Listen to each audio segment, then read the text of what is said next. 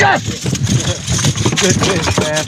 Oh, baby, that's a brush pile fish.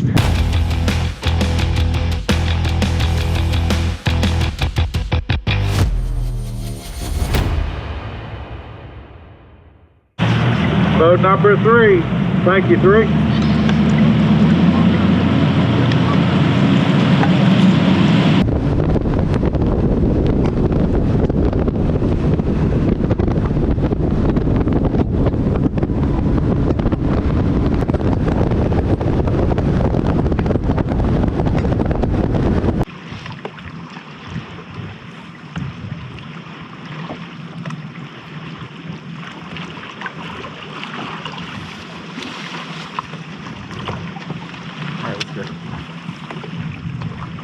Oh man, I ain't even seen a fish on live scope yet.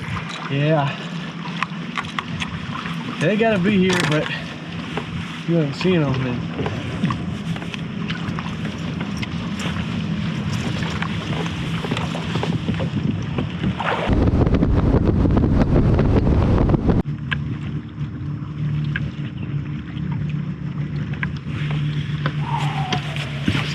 I'm starting to get worried a little bit.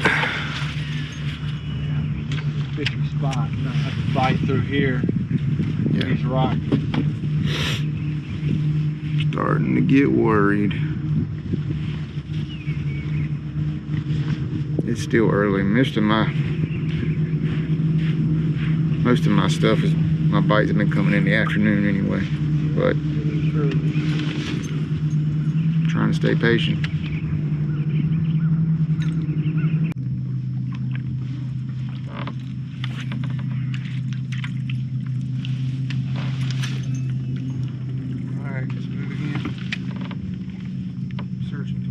Pull up on a point.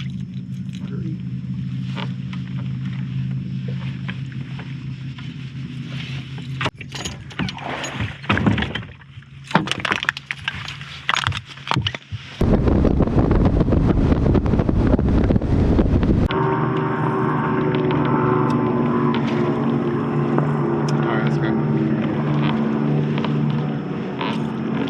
Been a long time since I zeroed. I feel it coming today though.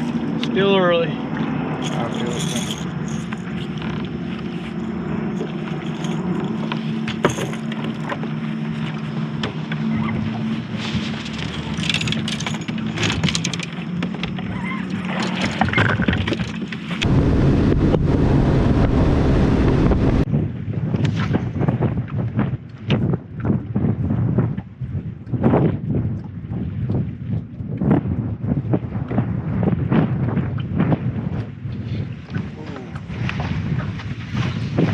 Oh no! How do you come along?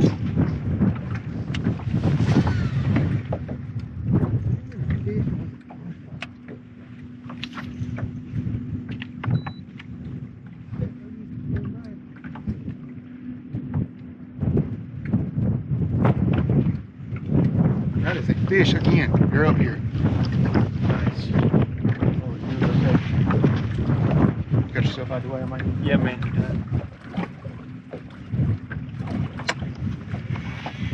Need my help? Yes. Oh, he ain't zeroing today. I knew it was a damn fish the first time. I threw it right in the brush pile. Okay, that's 2 fish out of that brush pile. I just didn't catch the first one. So if there's a brush pile bite, I know a bunch of brush piles. I wouldn't say a bunch, but I know some. Thank you. I ain't never been so happy to catch one freaking fish. I was so nervous I was going to zero with this thing. I think 15 should be. Yeah, I'd say 15.5. God, please. I wouldn't have caught that fish without live scope because I looked at that brush pile. 1.83.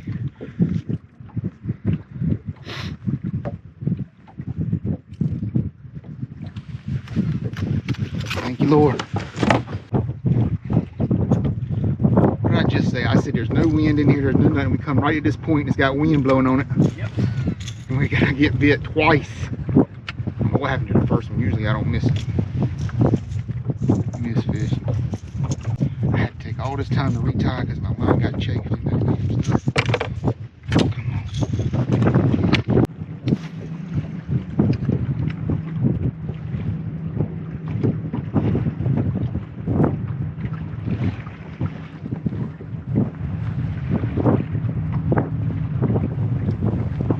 Got him right at the brush pile. Guy's off. They're in brush piles. I saw him come up and eat it.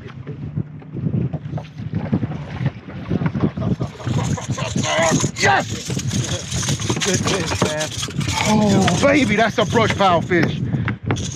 It ain't a daggone mega bass, but I got a pattern.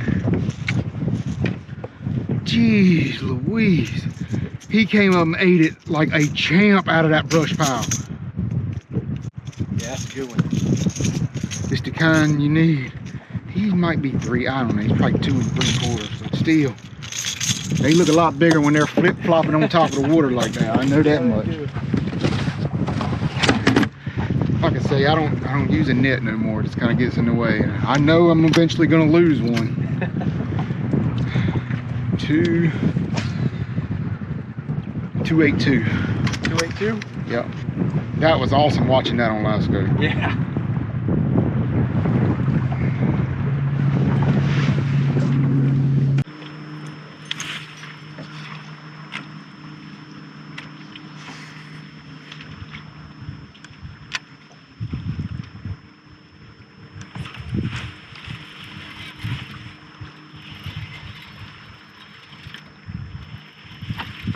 Don't shake too hard, baby. Don't shake too hard. Get in the boat. Nice. A giant. God, please measure. She'll measure.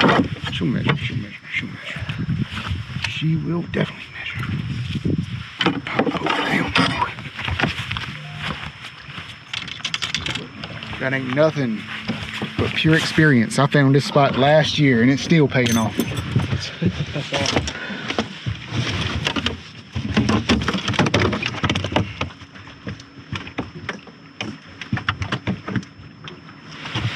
That's why these guys with 30 years experience are so hard to beat, because they've got 30 years of waypoints like this. I only got 5 years of waypoints. 183. I ain't mad, because you know what? I'm glad to have 3 fish after the practice I've had.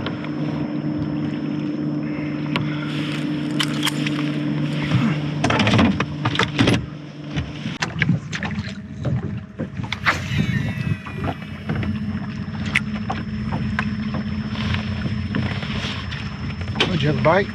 I don't think so. I just didn't want to take any chances. They don't cost anything. Exactly.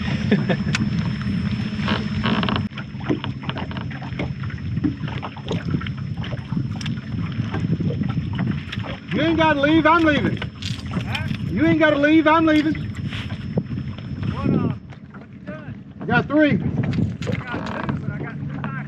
How nice are they? I got 3.5. Good. I got like 6.5 pounds on 3. I probably have that 3 punch fish Yeah, somebody's catching conditions and all.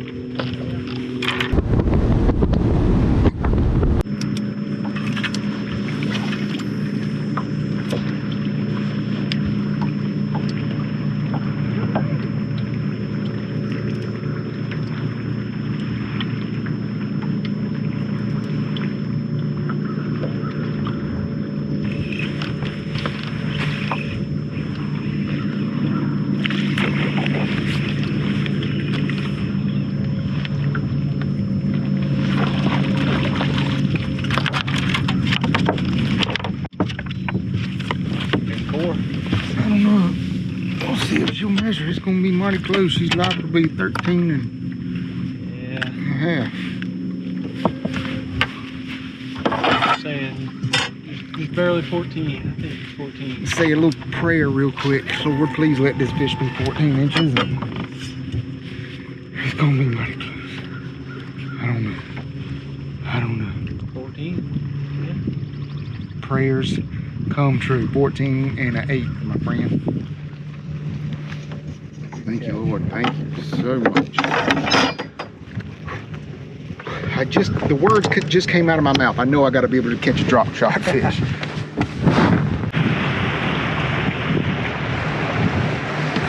right, that's it.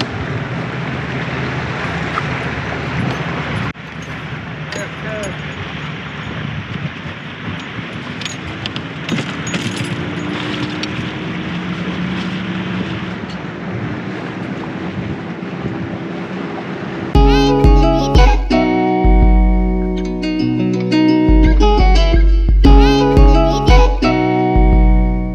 So that's how things would end on Carr Lake. 7 pounds, 15 ounces is all I could muster up. And considering how things started, and I knew the day was going to be tough. I had no doubt things were going to be a little bit tough based on practice. But I also knew if I could find them, like, I could get healthy. I could put it together. It just took me a little too long to figure things out. I think they were definitely in brush piles because 2 of mine came out of brush piles. And what you didn't see in the video is there was at least 2 other fish that would come out of the brush pile, look at that trap, and turn away from it. And I tried to go back in there with a drop shot. I tried to go back in there with a few other things and try to get bit. And I just never could pull them out, and I kind of gave up on them. But I kept checking multiple brush piles throughout the day, and you know, just could not find that 5th fish. And you know, it just took me too long. I don't think I started getting bit till about 10 o'clock. And then I had an early flight. Remember, I was boat number 3, and I hate being in the early flights. I think it's a significant advantage if you were in the last flight, especially earlier in the year. I mean, some of these guys got an extra hour and a half to fish. Now, that being said, I got an extra hour and a half to fish on Norman. So, you know, it kind of works itself out. But daggone, I feel like if I had another hour to fish, I probably could have put it together and weighed in the limit. At 7 pounds, 15 ounces, even if I catch another small keeper, I'm not like, you know, feeling dangerous towards the top of the leaderboard. But still, having a limit just makes you feel so much better. As an angler, you feel more accomplished. But my track record on Carr isn't great. You know, I've zeroed here a couple of times. And, you know, so to be able to come here, weigh in fish, I did find a pattern. I found a crankbait bite. I didn't find the winning pattern, though. I did not find that pattern that would produce multiple 4 and 5 pound fish. It only took 17 pounds or so to win this thing, which in my opinion was a little low. I felt like it was going to take 20 at a minimum. So it is what it is. Am I upset? No, I'm not upset. I've been here, done this before. You know, I think the goal at this point in my career, though, is to finish in the top 20% of the field every time. We didn't do that today. We finished in 98th place, 7 pounds, 15 ounces. Looking forward to another opportunity to go back there in May, though. Every time I'm on Carr, I'm just gaining experience, and all that experience will pay off eventually. You saw one of these fish I actually caught off of a spot that I found last year. So these things, you know, like I said in that video, you know, that's why it's so hard to beat some of these guys that have been fishing for 30 years is because they have 30 years of waypoints. And, you know, I only have 5. So, but I'm building up that knowledge on Carr. I'm building up the experience on Carr, and it'll pay off one day, I'm sure. You know, I cashed a check last year on Carr, caught some good fish last year on Carr. I caught some decent fish this year. Just could not put it together in time. I needed a little bit more time. It was a tough day for my co-angler. Whenever I'm sitting out fishing one isolated piece of brush, like I was doing often throughout the day, it makes it really hard on the co-angler. My co-angler, Zach, man, I'm telling you, we pulled into a pocket the last 5 minutes and he caught 2 back to back. So I'm happy he was able to get that and get those points. One fish goes a long way for a co-angler. So he was able to do that. I know it's a little bit difficult fishing behind me in this event, but I was on something specific, and I'm telling you, the live scope, when you see a fish scream up out of a brush pile, when they're in the brush pile, you really can't see them because it's all just, you know, the image is kind of blurry. It's all one big clump in there, so to speak. But when you see that fish scream out of that brush pile and attack whatever it is you're throwing, I'm telling you, it is some kind of awesome. And I've had that happen multiple times now. But what I was doing a couple of times here, and you can go back and look at the video and see for yourself, I'm burning that trap, that crankbait. Whatever, it has to be a trap. It cannot be a regular floating crankbait. A rattle trap will sink. I'm burning that trap across that brush pile, up to that brush pile, pulling it up over the brush pile, reeling it once or twice, letting it drop, and then reel it twice, and then bang, catches it. And I had that happen a couple of times in the event. I had it happen another time, and the fish turned away at the last second.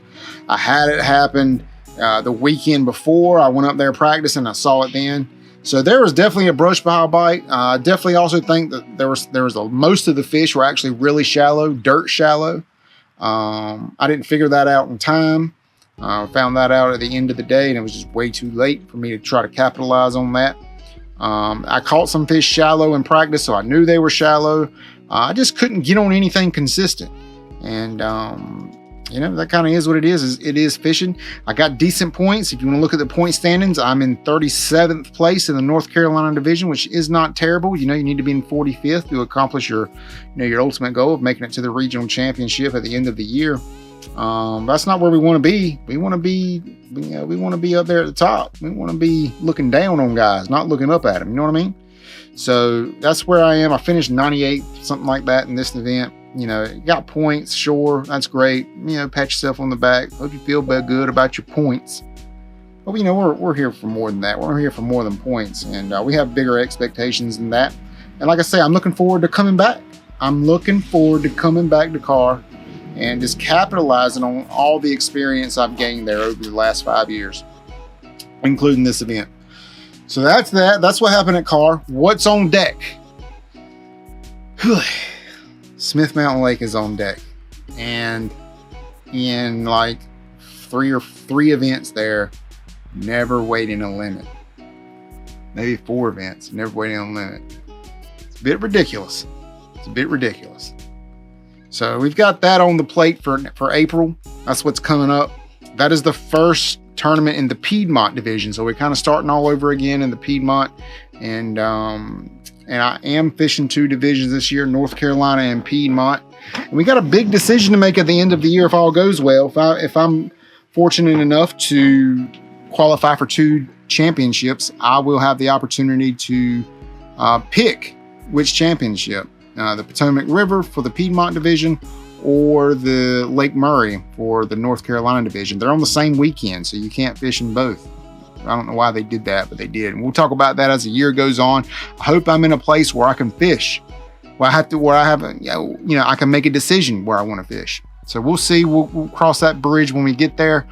Smith Mountain's coming up, and you know, we've got a lot to do for that. I mean, confidence is not very high going into that event.